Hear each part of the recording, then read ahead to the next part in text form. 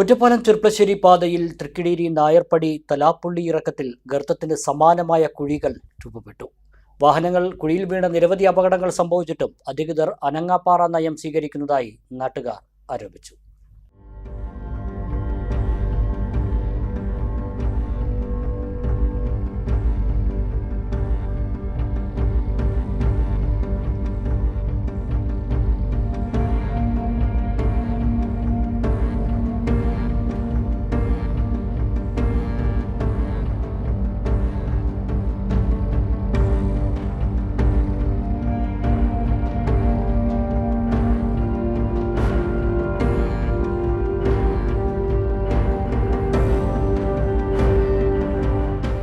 ഇതാണ് ഒറ്റപ്പാലം.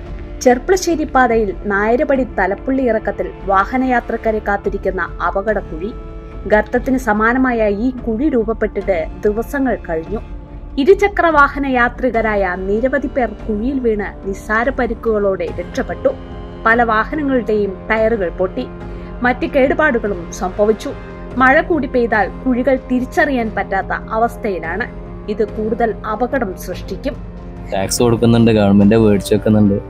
പക്ഷെ എന്താ ചെയ്യുക, ഇതാണ് അവസ്ഥ. ഒരു മഴ പെയ്യുമ്പോഴത്തേക്കും നമ്മൾ റോഡും കാര്യങ്ങളും നമ്മൾ വിദേശത്തുള്ള കാര്യങ്ങളെ പറ്റി സംസാരിക്കും, പക്ഷെ നമ്മളിവിടെ ആരും ഒന്നും ചെയ്യുന്നില്ല. വേണ്ടത് എന്താ വളരെ അധികം ദുരിതമാണ്.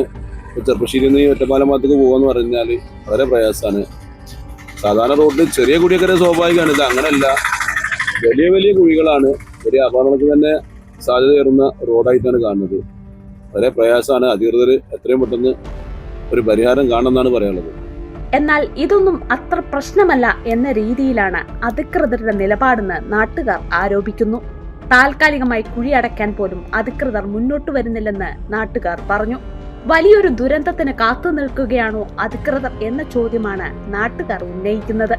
പ്രശ്നത്തിന് ഇനിയും പരിഹാരമായില്ലെങ്കിൽ വലിയ ദുരന്തം തന്നെ ഉണ്ടാവുമെന്ന് ഉറപ്പാണ്. News bureau, Ottapalam.